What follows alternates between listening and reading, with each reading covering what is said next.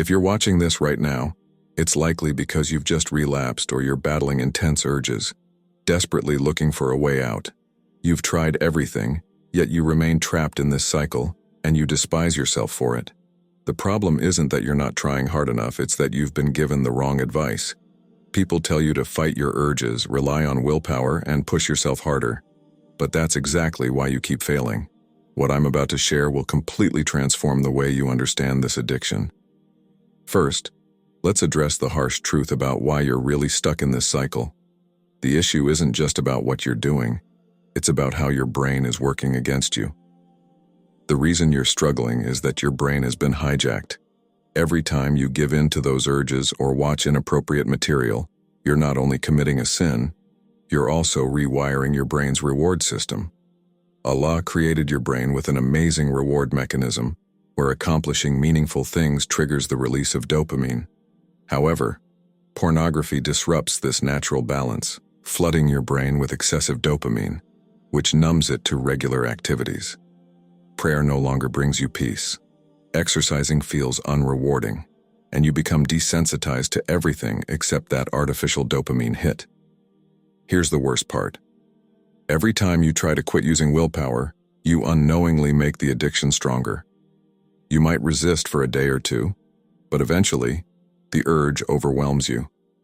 This is why strategies like cold showers or website blockers fail. They address the symptoms but leave the root problem untouched. Your brain has created something scientists call a superstimulus. It's like taking ordinary food and concentrating it into pure sugar. Your brain isn't equipped to handle such extreme stimulation. That's why when an urge strikes, it feels impossible to resist. Your survival instincts mistakenly interpret it as essential to your existence. Here's the hopeful part. The same science that explains why you're stuck also reveals a way out. It's a method so simple yet effective that most people overlook it. Fighting your addiction head-on is counterproductive. It convinces you that you're failing because you lack effort, faith, or determination. Each relapse deepens feelings of worthlessness, hopelessness, and distance from Allah. But what if I told you that these relapses aren't entirely your fault? What if this cycle of quitting and relapsing is your brain's misguided attempt to protect you? Every time you try to quit, your brain interprets it as a threat to your survival, intensifying the urges to resist change. How many times have you made a strong intention to quit? You feel motivated and confident that this time will be different. Yet, within days or weeks, the urges become unbearable, and you relapse. The result? You feel worse than ever before. This is the deception cycle. The harder you fight it, the stronger it grows. It fights back. The more you rely on motivation and willpower, the harder you fall. Each failure erodes your trust in yourself until you stop believing in your ability to overcome it, thinking maybe this is just who I am. Here's what no one tells you. These relapses aren't failures. They're actually signs pointing to the real solution. A solution that works with your brain, not against it. When an urge hits, don't fight it, don't distract yourself. Instead, just sit and observe it. Watch it as if it were a cloud passing across the sky. Don't feel guilty, just observe. Scientists call this urge surfing. Think of your urge like a wave. It builds, peaks, and eventually crashes. Every urge you've ever had has passed. Urges feel overwhelming because you panic and try to fight them. Modern science has only recently discovered what Islam taught us 1,400 years ago. Remember when Prophet Yusuf, peace be upon him, faced an immense temptation?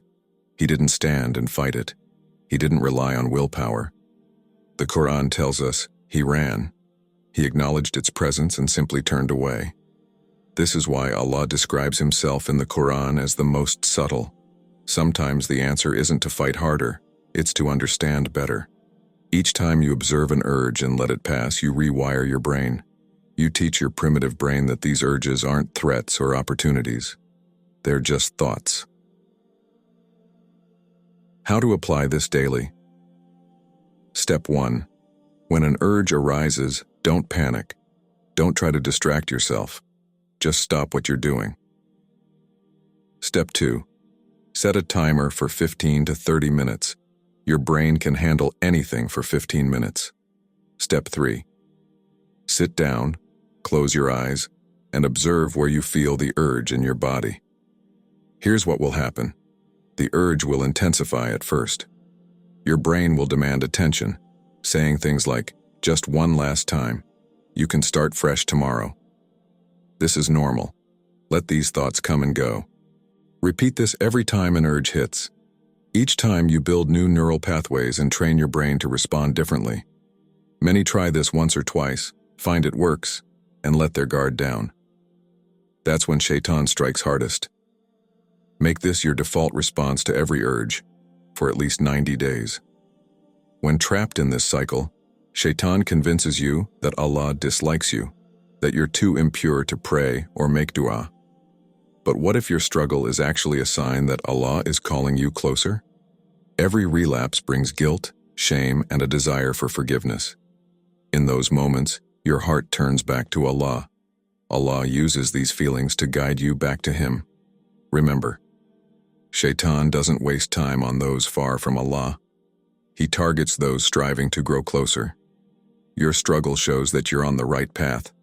It's proof Shaitan sees you as a threat. What happens next?